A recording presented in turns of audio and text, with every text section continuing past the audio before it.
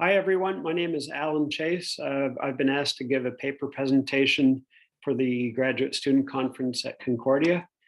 The name of my presentation is called The Paradox of Education, Replicating Power Systems and Anxiety as Social Conditions.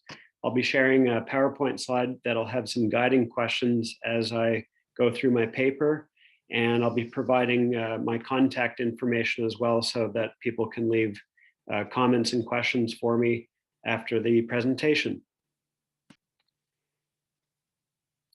Okay, so I'll be reading my paper and I'll have the PowerPoint slide here so everyone can see the guiding questions. So you can see the title of my paper and my contact information.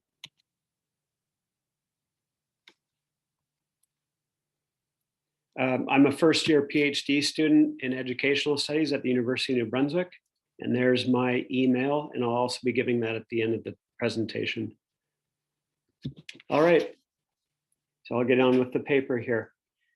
The Paradox of Education, Replicating Power Systems and Anxiety as Social Conditions. The result of recent survey of teachers in Atlantic Canada and Ontario by CBC News in October 2020 indicated that teaching in the time of COVID has left many teachers feeling stressed, overwhelmed, and burnt out. Teachers are feeling the added pressure of public health mandates to help curb the pandemic.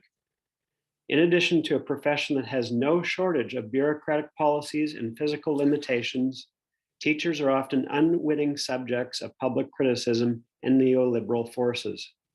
A quick survey of the comment section of any article featuring the challenges teachers face, both pre-COVID and now, yield much negative public perception and lack of respect towards teachers and the teaching profession. An irony in this case is experienced where parents faced when schools and childcare facilities were closed down in March until June 2020, and students and their parents or guardians remained at home. Some parents soon realized that continuing the curricula at home was more difficult than they expected and expressed newfound respect towards teachers.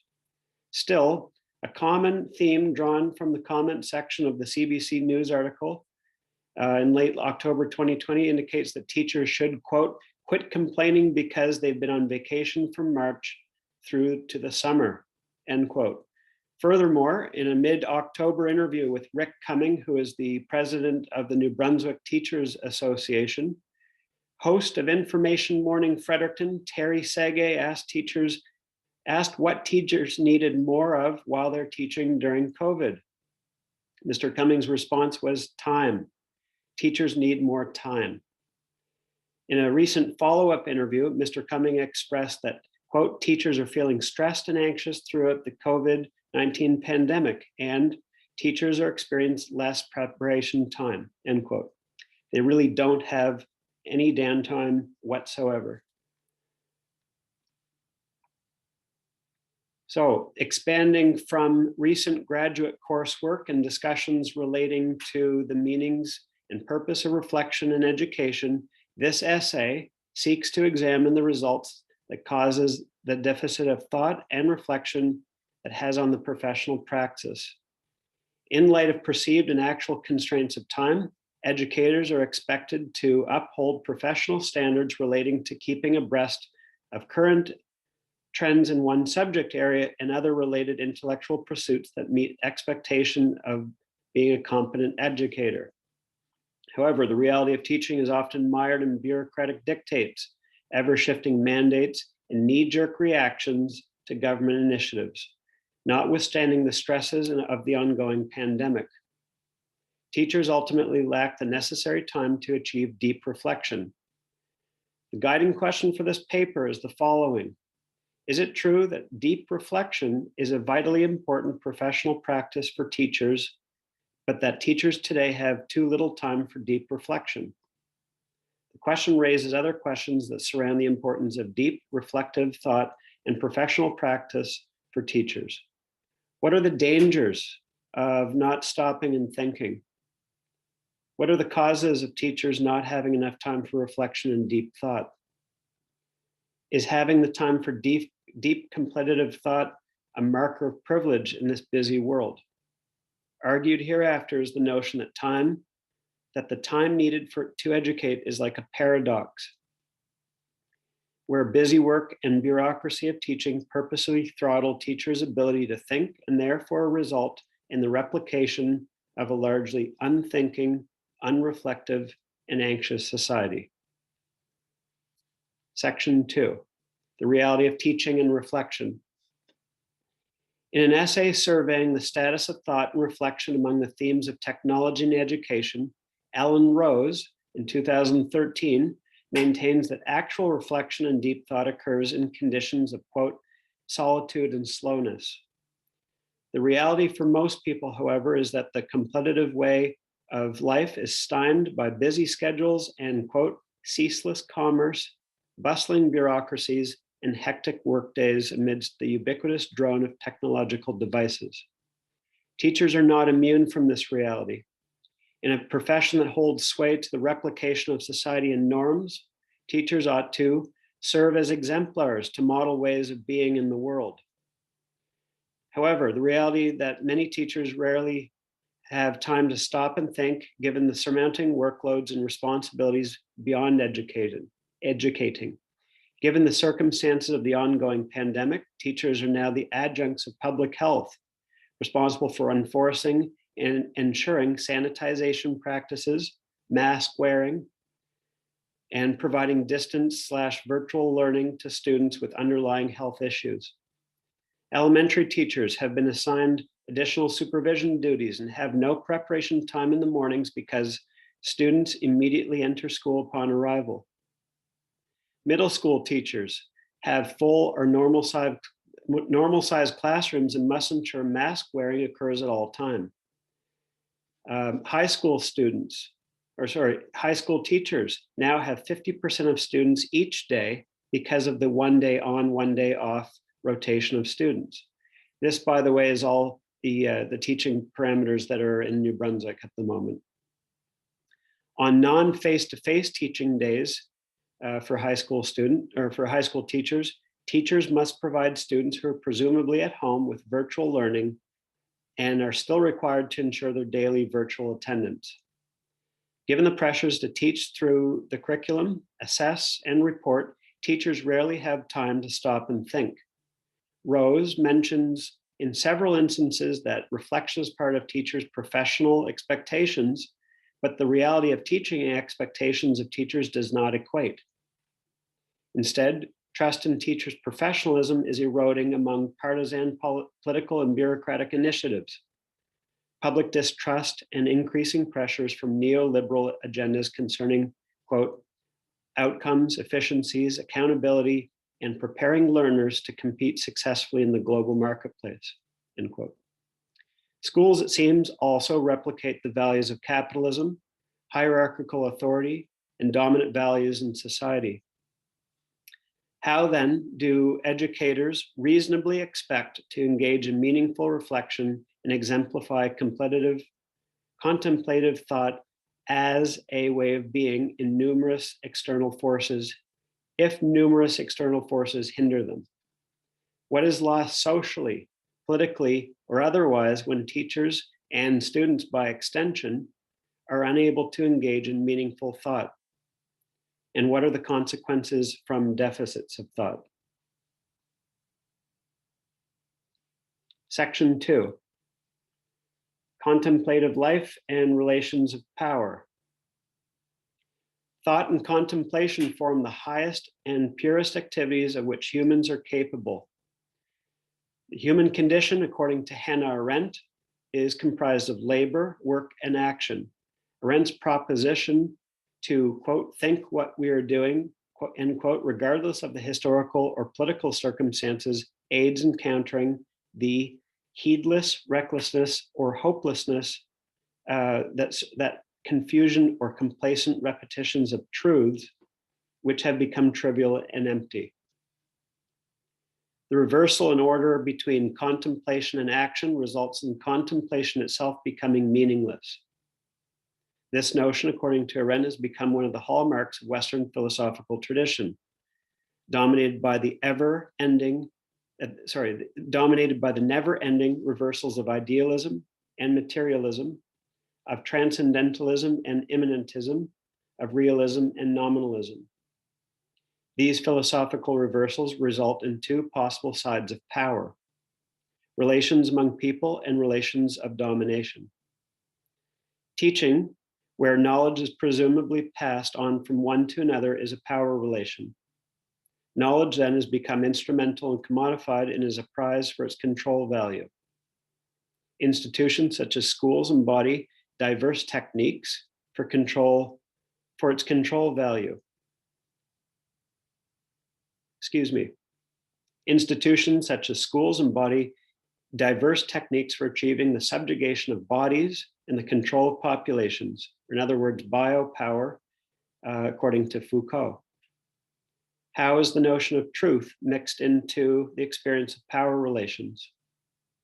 The production of truth is wrapped up in political, economic, and social systems, and here Foucault describes, quote, circular relations of systems with power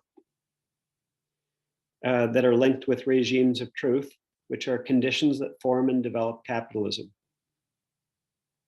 Questions remain, however, about power systems and how these relate to teachers. What is the extent of power systems in schools? How are regimes of truth and power-related relations linked in teaching praxis? And how does the lack of thought or reflection affect the transmission of truths and circular systems of power? What follows is an example of deviation or lack of thought. Section 4. I can change my slide, there we go. Arboration of thought. Returning briefly to Rose's treatment of technological developments over the course of history, parallels with human thought and interaction with technology have had a deleterious effect. An extension of Rose's presentation of human thought relating to technology and the rise of scientific thinking is the notion of instrumental rationality. This new form of reasoning becomes technological progress in the sense of its instrumental value in upholding self-interested, calculating profit maximization.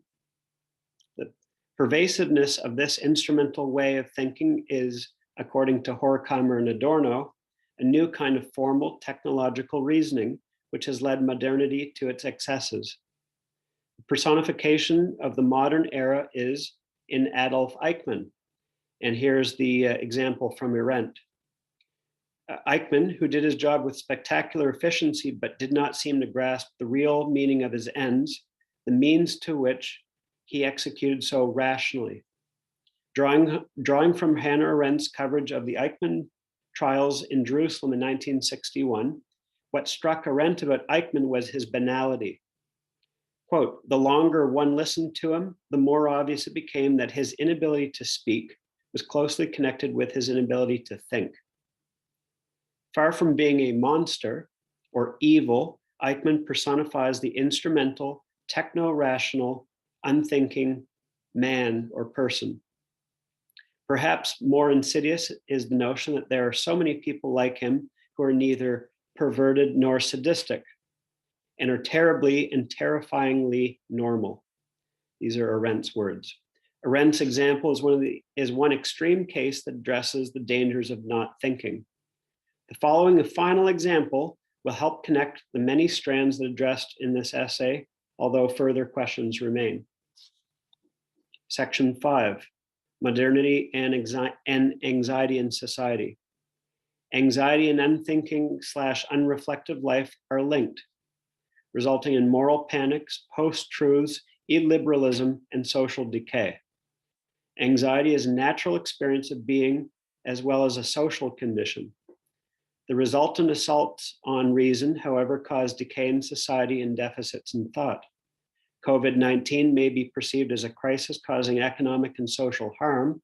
However, the pandemic is more of an accelerant, exacerbating pre-existing crises and legitimacies of capitalism, leading to social panic fueled by the media. The result is existential anxiety as a social condition, as well as responses to uncertainty, public safety, and moral panics. The existential philosophies of Kierkegaard, Nietzsche, and Heidegger provide examples of the concept of anxiety. Kierkegaard describes anxiety as an internal human condition that aids in the passing from terrifying purposelessness towards creative possibility and freedom. Nietzsche's concept of nihilism proposes the austere notion that humans have no purpose in the world apart from the meanings they themselves develop. Anxiety is the result of the dissolution of ideals. Lastly, Heidegger describes in Being and Time that angst or anxiety is key to understanding the human condition. Anxiety reveals the relativity of all meaning in the world to the individual. Jackson and Everts, 2010, describe Heidegger's critique of modernity, where people do not want to face anxiety, but rather lead a conformist life rooted in dull, everyday routines. People take the world for granted and lead inauthentic lives governed by the norms of mass society. The parallel with Horkheimer's and Adorno's critique of modernity rise in instrumental and technological reasoning relates here as well. Final section, summation and further questions. Complex social, political, and economic systems exert pressure on teachers. The reality for many teachers is long days of struggling against power relations and institutions beyond the immediacy of caring for and educating students. These struggles manifest themselves in many ways, depending on the school culture and geopolitical factors. Often unseen, these ephemeral forces felt by teachers relate to systems born out of modernity and neoliberal capitalism. Pressures also come in the form of bureaucratic policies and public-private stakeholders. Teachers' reaction to these many forces and pressures are stress and anxiety. Complicating issues further is our collective experience of COVID-19. The reality for most teachers, both pre and post-COVID, is having less time to plan quality lessons, reflecting on their praxis, and time to think. Not having or making time to stop and think is a symptom of the modern age. Born from this anxiety and worry about themselves, their family, and their communities, modernity heralds instrumental scientific and techno-rational thought at the deficit of introspective reflection and deep thought. What are the consequences of not having enough time to think? To what extent are established systems of power relating to not thinking? Replication of dominant society and the status quo through teaching replicates social anxieties as well. Anxiety, which is seen as a counterproductive affliction, allows us to experience the human condition, but may also destabilize established systems of meaning and the reality of modern life. Reflection and thinking in quietude and slowness may also be a marker of privilege in today's society, but may also attune us closer to what defines us. By distinguishing between individual anxieties and anxieties as social conditions, in light of our current age of COVID, offers potential for further research methodologies. Education, it seems, is a paradox. If teachers operating in techno-rational bureaucracies are unable to truly think, then what is the future of society? Thank you. I have some references here to share. If you want, you can pause the screen and take a look. I didn't articulate the citations in the paper unless it was a direct quote. Thank you very much for listening. I appreciate anyone who's actually made it to this point. Please email me at achase@umb.ca with any kind of comments, feedbacks, or questions you've had from this paper. There's my email. And this is also on YouTube, so please hit like if you liked it and leave a comment. I welcome everybody's comments for sure.